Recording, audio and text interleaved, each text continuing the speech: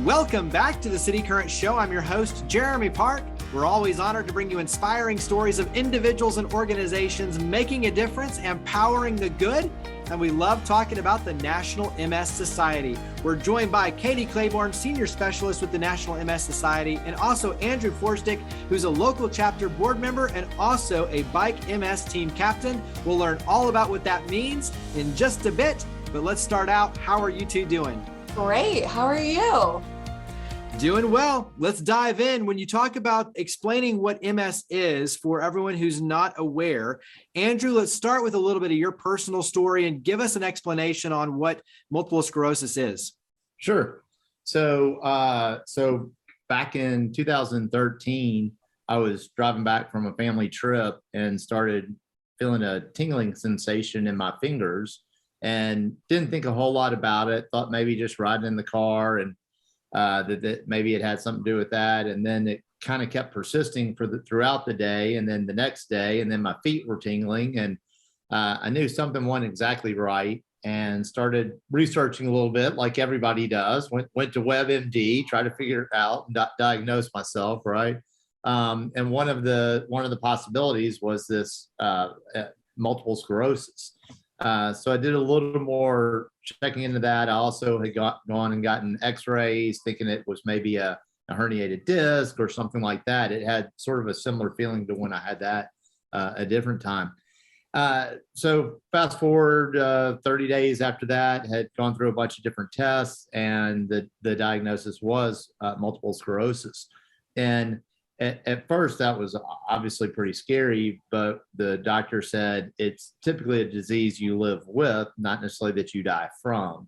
And I think that's true, especially now that the MS Society has done a lot to help bring a lot of therapies to treat the disease. So it's a neurological condition, and if you think about your nervous system, kind of like the wiring in your house. This is the way I've found the easiest to understand this. And the wiring in your house goes to different places. So it goes to your kitchen, it goes to the den, it goes to the bedrooms, it goes to bathrooms. Some of it controls outlets, some of it controls light switches. So it's sort of the same with your body and with with MS. What it does is it kind of eats away at the myelin. So it's a demyelinating disease. It eats away at the myelin, which is the coating around your nerves. It's kind of like the rubber that's around the wires in your house. And so when that's eaten away or that's bare and you have bare wires and those bare wires are touching each other, you might have, if it's the wire going to the den light fixture, well, then that light fixture might flicker. If it's to an outlet in the bathroom, well, then that may not work. Same thing for your body. It affects people in so many different ways. It might be tingling in your fingers. It might be tingling in your feet. It might be eyesight. It might be muscle control, motor control. So that's why it affects people in so many different ways, yet is all the same root cause of what's going on. Yeah, and that's really hard, I know, for people on the outside then to be able to tell if somebody has MS. Mm-hmm. I know it's one of those that it's a hard one to kind of see visually as a result of everything you're talking about, correct? It is. And so also one of the other factors is, it can make you extremely tired. And it's kind of hard. Well, I'm tired too, a lot of people, but it's sort of a level beyond that. Heat can have a pretty bad impact on a lot of people who are living with MS. So those are, like you said, those are things that are hard to see. And also it's something that can kind of come and go. So as a person who is experiencing it, it can be kind of difficult. And sometimes people think you're crazy, and sometimes you might think you're crazy. I don't want to say lucky, but I guess in a lot of ways I was lucky in terms of my diagnosis, because it was textbook. It was the tingling fingers, the tingling feet. There's another condition where when you tilt your head forward, you feel a sort of a shocking sensation go down your spine and through and down in your legs. It's called Lermite's sign.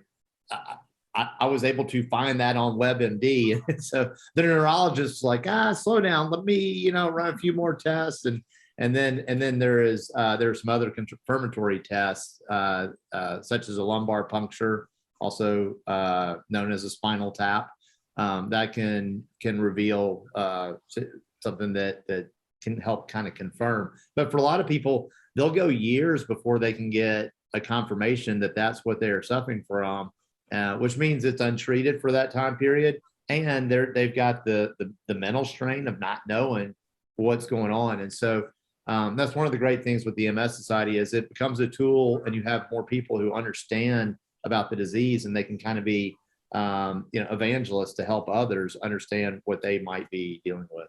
Yeah, I like that word, evangelist. Raising awareness, education, being a champion, and then obviously all the support network that's in place. 75 years of progress. So Katie, go ahead and dive in, give an explanation, some background for the National MS Society, and then we'll talk about 75 years of progress. Yeah, so after her brother Bernard was diagnosed with multiple sclerosis, Sylvia Lowry, she saw the need for an organized effort to encourage, to finance research into the cause and treatment and a cure of MS. So back in March 11th, 1946, Sylvia Lowry, who was a young woman without any scientific knowledge, any background, she founded what is today now the National Multiple Sclerosis Society. So it really was, just something as simple as someone I love, someone I care for is suffering, and I want to help them out. And that is really kind of still today the basis of how we run our organization. And so, like you mentioned, 2021 was our 75 years of progress, our 75th anniversary. So that's how we celebrated it. And it was a really great time just to kind of pause and reflect on all the great work that we've accomplished in these past 75 years. So, we recognize this milestone by honoring the absolutely unprecedented progress that we've made. And we've made more progress than any other neurological disease, which is just absolutely so amazing to share. And this, all results from one woman's vision and commitment that we keep alive today. We are so excited to share that, now is the time, and we've never been closer to a cure. And so by doing different events and being involved in the community is how we are continuing to get one step closer and closer every day. Give us an idea when you talk about the 75 years of progress. So much of that is on the research, the R&D side, and advances in new treatments and protocols and things that the innovation side that really, translates over to quality of life and opportunities to hopefully find a cure for this. So give us a little bit of a teaser when you talk about the advances and some of that side. What does that look like from the National MS Society standpoint? Yeah, great question. Actually just this year in the early months of 2022, we have found a new research development that this Epstein-Barr virus is linked to potentially causing MS. So basically what we've seen and what we're continuing to explore is that there's some kind of link there. And, it's really exciting because it's another step in the right direction. And the MS Society is already part of a research group that is already looking into cures for this virus. So just, every day there are different things that are coming to light.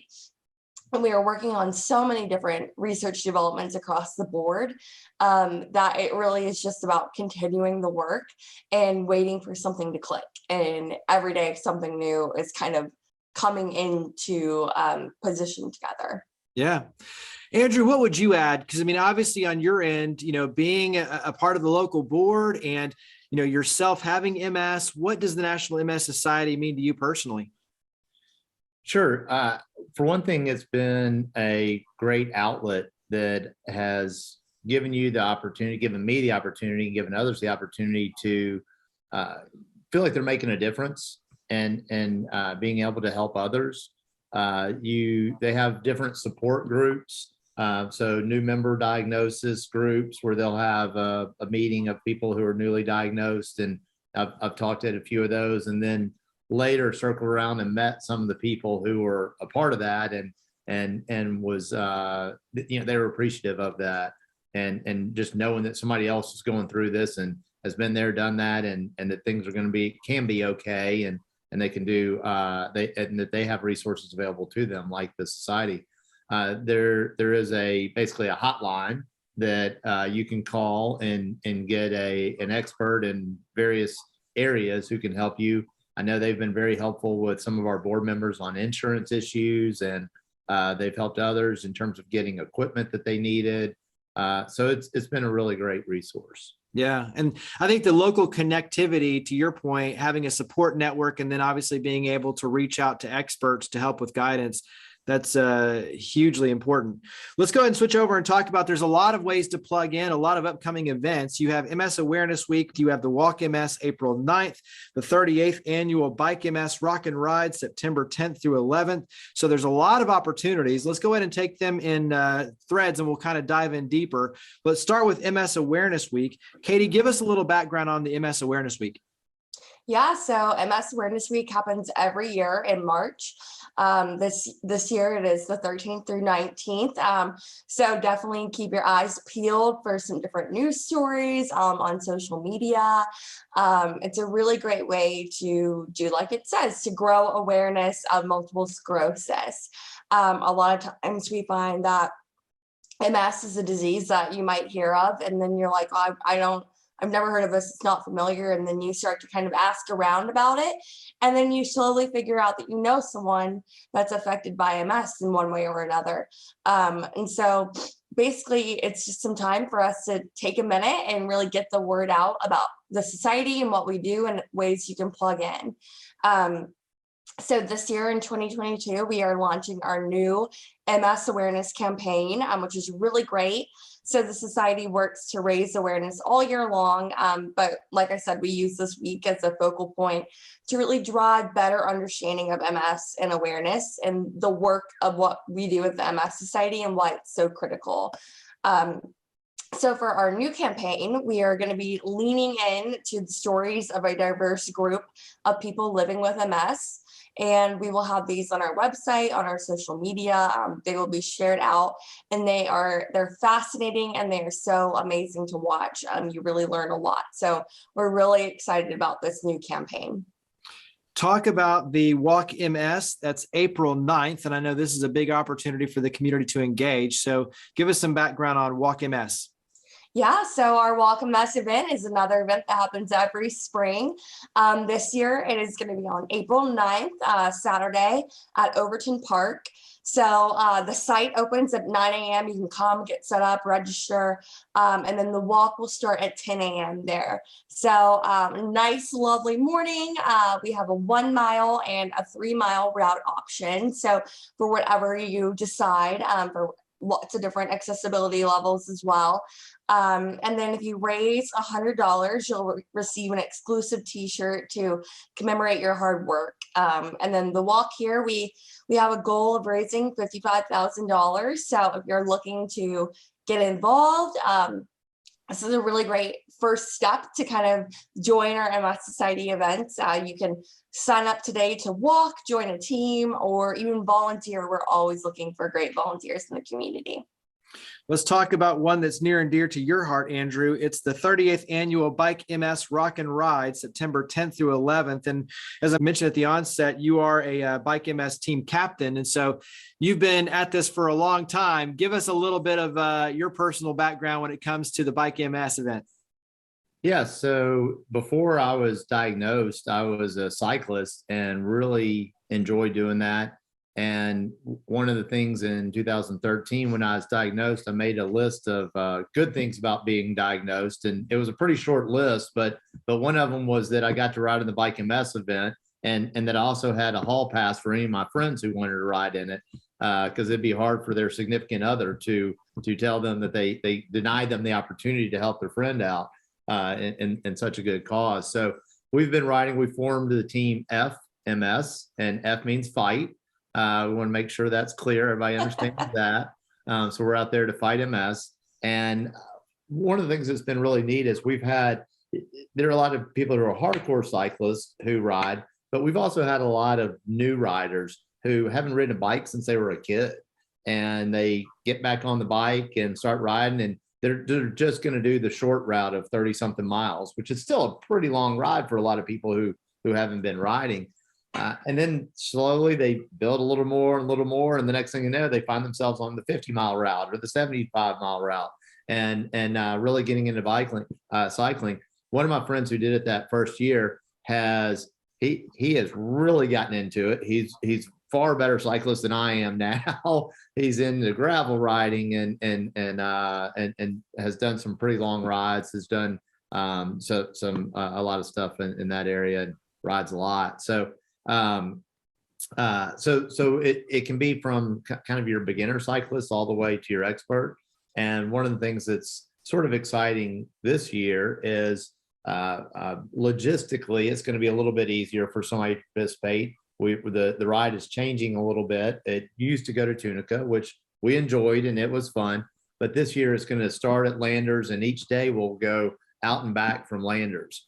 And I think Katie will be able to explain a little more on that. But I think that's really good, because anybody who's out there and thinks, oh, well, I might not be able to stay overnight to do this, or might not be able to do both days, it really opens up the options for participation there. So as I tell some of my friends, you have no excuse now. You can find one or the other. You can do something. So we're really starting to recruit now to get ready for that in the fall. Yeah. But I think Katie can take it away and share some more of those details. Yeah, Katie, dive into logistics and how you sign up and get involved. Absolutely. So our Bike MS Rockin Ride is happening this year on September 10th and 11th. After 2 years of being away and cancellations due to the pandemic, we are so excited to be back and better than ever in person. So as Andrew mentioned, we are changing up our event a little bit. And our start and finish line, both Saturday and Sunday, are going to be at Landers Center there in South Haven, Mississippi. So also, like Andrew mentioned, cyclists of all levels are able to participate. There's a great opportunity for them either to ride our 35-mile, 55-mile, or 75-mile route option. And we've got a fully supported route along the way with rest stops every 8 to 10 miles, and SAG cars, which are short for support and gear vehicles, that basically you can call if you have a bike issue, you need a bike mechanic, or if you need some help getting further down the route, or just you're done, you're ready to go to the finish line. They're happy to help you in any way that they can. So fully supported the whole weekend. Our new finish line will have some new different items for you. We're going to have a barbecue festival kind of competition feel with some different members of the community involved. We're going to have some live entertainment and an all-around really upgraded VIP experience and so much more. So we're so excited. We're back again with our presenting sponsor of Landers Auto down there in South Haven. So thank you to Jeff Field there for coming back on board and really leading the way to help us find an end to MS. So we're so excited to all be back. I know all of our cyclists and team captains are also excited for us to be back. But if you're interested in riding, either, coming on, this is a lifelong cyclist, or this is a new challenge you want to take on. Either way, we are so happy to have you. You can register online at bikems.org, and there you'll search Memphis or South Haven, Mississippi, or the Rockin Ride, and it'll pop up right there for you on the map. You can also sign up to volunteer at one of our rest stops, the start finish line location. Our volunteers are our bread and butter. We cannot do our events without our great volunteers. So always a great opportunity to be involved. And of course, if you're just interested in donating and helping us meet our goal of raising $178,000, we would love to have you involved in any way possible.